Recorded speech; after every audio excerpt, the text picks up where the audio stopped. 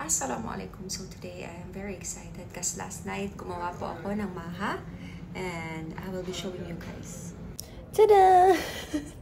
Wrinkled maha. Bakit kaya siya nag-wrinkle? Ito yung isa. Para siyang malungkot na maha. So later malalaman natin yung lasa. Tatanungin natin sila isa-isa. Reaction shot. Okay. Sir Mark, anong masasabi mo? Ma'am, may sili yan ha. May sili yan. Masarap o may ice kulang? Masarap. Okay, masarap. Totoo yan ha. Malungkot yung mukha mo. Kagaya lang po nung kagaya ni Ma'am Ombalis. Kaunti ka na lang po.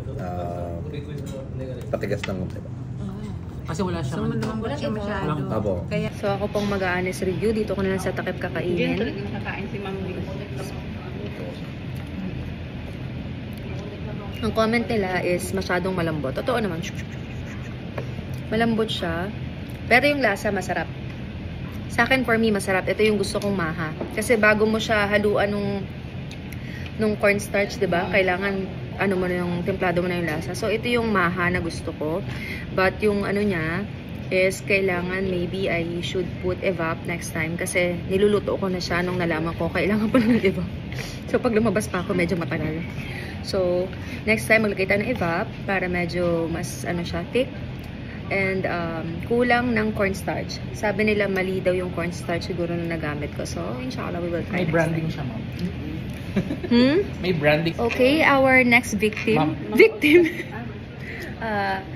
Mr. Maki is gonna try the maha.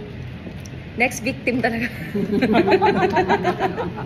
Okay, he's gonna try and he's very good at cooking. Actually, siya yung nagluto ng aming lunch today. Wala. Ano to? Fish with, what do you call this one? Mango.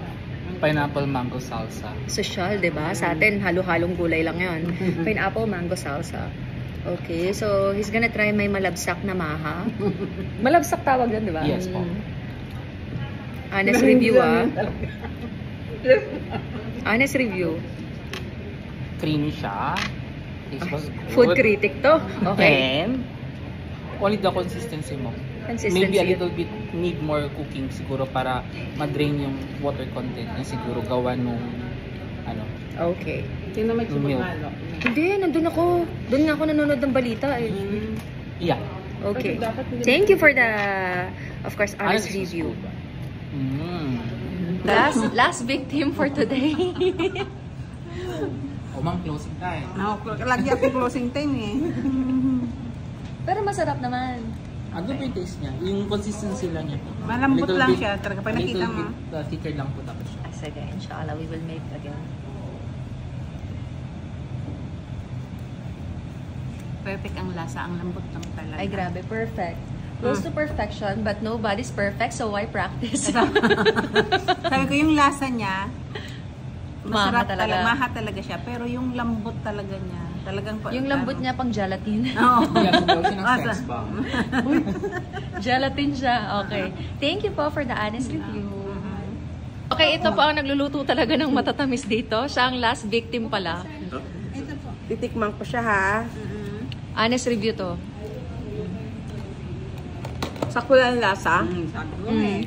Sakto lang yung sarap. Tikman mo kuya. Medyo malata lang ng konti. So, Yes, malabsak. sa susunod, bawasan mo yung ano niya, sabaw niya kumbaga. Sige po. Yung gata niya. Ano ba ginamit mo? Gatas o gata? Gatas and gata. Ayun. Bawasan And mo yun. condense. Ang inano niya kasi ma'am, sinunod niya yung Thank 5 you. minutes, hindi man lang niya